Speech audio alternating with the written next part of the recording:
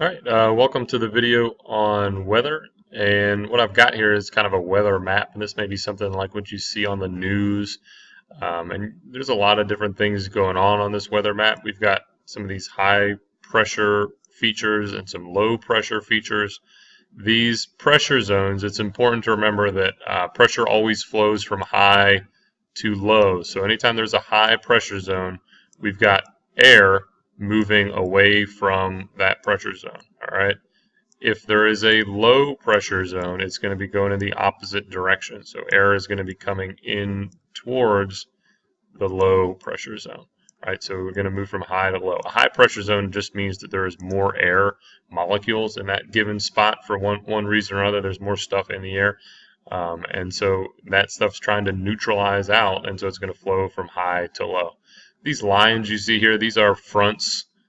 Blue front would be cold front, and it's got the little triangles to show the direction that it's moving.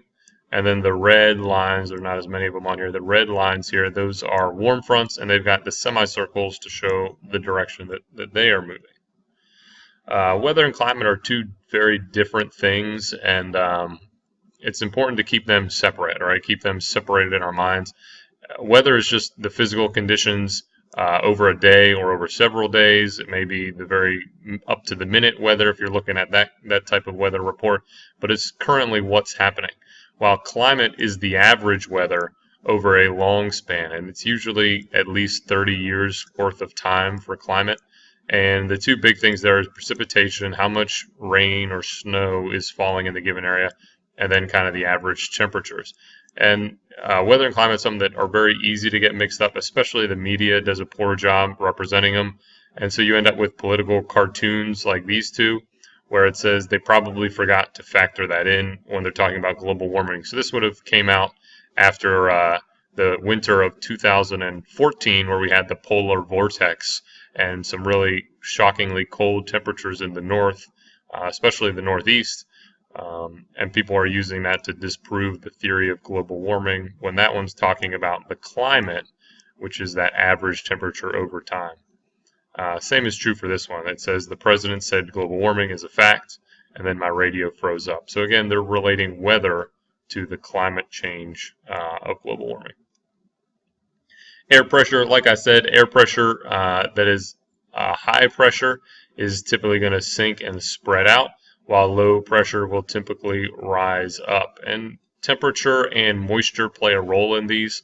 A low pressure area is typically going to be a little bit warmer, right? Because warmer air molecules will spread out some. And a high pressure is typically going to be colder, but that's not always true because you have to factor in the moisture as well.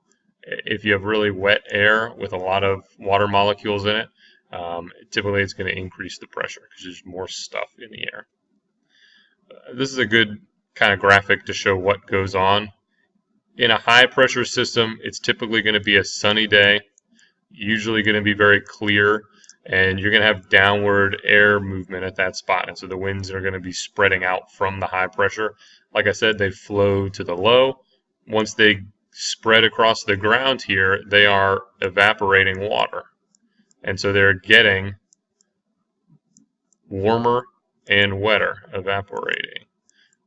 As they're doing that, the pressure is dropping, right? Because they're getting warmer as they go. So the pressure within them is dropping, and eventually it's going to get so low that it's forced up. As it rises up, it can no longer hold that moisture because it's going to get colder as it gets further away from the surface of the earth. And so that causes the precipitation to fall. All right, that precipitation falls out of it, and it cools in the upper atmosphere and kind of clumps back together. Those molecules get closer and closer and closer together, and so the density increases, and eventually it falls back down. And so this is a very basic cycle of how air moves. Fronts. All right, so to talk about fronts, a cold front is where you have cold air advancing into warm air, and so this is a cold front here. We've got the cold air coming this direction, pushing the warm air out of the way. And the cold air is going to push up underneath the warm air. I've got a nice picture coming up on it. And so this picture is going to show what happens when that cold front pushes into the warm front. So the warm air, remember, has a lot of moisture in it because it evaporates a lot of that moisture. As it gets forced upwards, it kind of piles up in front of that cold air mass, and it cools going up, which causes precipitation. So you're usually going to have a lot of rain or thunderstorms directly in front of that cold front. And so if we look at the map again, this would be us here in Jacksonville out in front of this cold front. It's reasonable to assume that within the next 24 hours, this cold front would bring a thunderstorm to Jacksonville, right? Because the warm air out in front of it is going to get forced up, and it will cool rapidly, dropping out all the moisture. A warm front, this is advancing warm air. It's displacing cold air. And what happens is it kind of bubbles up over the top of the cold air, and it'll form some clouds and light precipitation. Behind a cold front, you typically have this high pressure zone. This would be a nice sunny day. So after it rains or thunderstorms from the cold front, you end up with the good clear weather, right? Remember, this high front is pushing out in all directions, or this high pressure mass is pushing out in all directions. And so those are the fronts and how they interact. You've got a stationary front down here as well. This would be a warm and cold air front that are not advancing on one another. They're just kind of leaning up against, but nothing is winning the battle, right? Pushing against each other.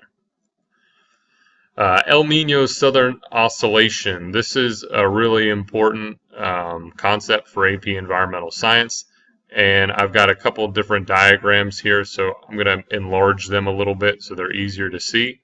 We've got what's known as a Walker circulation. It's named after a mathematician who discovered this circulation back in the early 1900s. The name is not super important, but essentially what we get is a westerly trade wind. And so along the surface of the ocean, the wind blows to the west. And we're talking about the Pacific Ocean here, right? Here's South America, over here is Australia. And so that western wind is pushing water along with it, the water at the surface of the water. Or at the surface of the ocean, excuse me. That is the warmer part of the ocean, right at the top. It's heated by the sun rays, and so you end up with a piling up of warm water on the western Pacific, over here by Australia and Indonesia. That causes a lot of precipitation, because as this wind is going across, it's evaporating water the whole way, and so it's very, very wet air when it gets to this western Pacific, which causes a lot of rain. All right, so this would be very rainy on this side in normal conditions. And once it elevates back up and drops out its rain, it cools down and comes over here to western South America, or the eastern Pacific. And this air is very dry over here. There's not a lot of moisture in it. What happens, because they are pulling, or because the winds are pulling the warm air to the western Pacific, it is forced to pull up cold water from the bottom of the ocean. All right, so this view here in this kind of box on the front, this is what's going on underwater. So we're kind of looking at a cross section of the ocean, and it pulls up cold water from deep, deep in the ocean. This cold water is very nutrient rich, which is a good thing. This nutrient-rich water has everything the fish and birds and stuff need to live. And so in South America, over here on the west coast of South America, or the eastern Pacific, there is typically very, very good fishing, right? A lot of people here, especially poor people, rely on that heavily on the fishing industry. There's a lot of fish to be had there. A lot of our fertilizer is harvested there from bird droppings on islands, because the bird populations can be so large that we can harvest the poop and use it as fertilizer, refine it into fertilizers we can use. So this is not just affecting fishing industry here. This is kind of globally affect the climate all over the world under normal and then El Nino Southern Oscillations. So that's the normal conditions. Typically, you've got cold water outside of South America, warm water outside of Australia, a lot of rain over here in Australia and Indonesia, and typically very dry here in South America. What happens in El Nino, and these cycles last about 3 to 4 years. We're pretty overdue for an El Nino cycle right now. You've probably heard recently on the news how big the drought is affecting the west coast of America. That Californian drought is partially due to not having an El Nino phase within the last 3 to 4 years, which is kind of the normal time frame to have one. Without it, we've been dry for a long time, and we're starting to run low on water in some of those reservoirs they use for drinking water and municipal water over on the West Coast. When an El Nino cycle occurs, this is what happens. Those westerly trade winds are dropping out. So you no longer have that conveyor belt of wind pulling water across, right? They could reduce or they could eliminate completely under El Nino. In both cases, you're going to see similar results. What happens when they drop out is that warm water spreads back out. And so if you're watching this in like a monthly time lapse, you'll see that this warm water over here is almost like a wave or a push back over to the eastern Pacific, and it evens out. When it does that, it forces that cold, nutrient-rich water back down, and so you lose a lot of fish here. The fishing industry just dies off because there's no more nutrients there. The nutrients are not coming in. The bait fish don't have what they need to eat, so the big fish can't eat, the birds can't eat. So we cause a lot of problems to the fishing industry during an El Nino event. What also happens is you get a huge amount of rain on this side, much more than the area is used to getting. It's not pulling all that moist water away. It's kind of just cycling in the same spot and staying there. So the rain on this side is incredible to the point where you're getting floods and mudslides and all sorts of problems caused by this excess rain. On the opposite side, it's very, very dry over here because they are used to that excess amount of water, all those rains and monsoons. Because it's very dry, you see droughts, crops will fail in Australia and Indonesia. Forest fires become really big risk because all the leaf litter on the ground is dried out and it's very susceptible to lightning strikes and fire. So this is an El Nino event, right? It all comes from the trade winds dying down. That westerly wind dies down and it forces these conditions on. And this has global implications, right? We've got food shortages on this side because there's no more fishing industry and it's flooding the crops in the fields and we're getting washed away by the rain. And on this side, we've got no food either because it's too dry to farm. You've got forest fires to contend with. So this is a very big problem. Lots of people end up losing money, and even worse, some people end up losing their lives due to El Nino events. And they happen about every 3 to 4 years.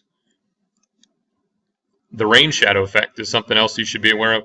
This happens in the Olympic mountains. This is a good way to think of this is like Seattle is on this side of a mountain, the Olympic mountains, the Sierra Nevadas, to be rain shadowed upon. So what happens is as the wind comes off the ocean, it's very warm. It also has a lot of moisture in it because the ocean is just a huge body of water. So it's been evaporating the whole way across. As it is forced up in altitude, it begins to cool. As it cools down, those water molecules in the air slow down. They start sticking together and build up into these big globs of water we call rain. They fall down, and so you get a very wet environment, right? It always rains in Seattle. Well, that's due to the rain shadow effect. And it's true along the whole Sierra Nevada mountains out here. Once the air reaches the top of the mountain, it's kind of ran out of rain. It's precipitated all its rain, and so it comes back down the other side, and it's very, very dry air. And that leads to the formation of deserts like Death Valley and on the other side of those Sierra Nevada mountains, there's not a lot of precipitation because it's kind of already all leaked out of the system. So that's the rain shadow effect. Good example is the Sierra Nevadas. Make sure you have some sort of notes or proof that you've watched the video. Come tomorrow prepared to discuss. And thank you for watching.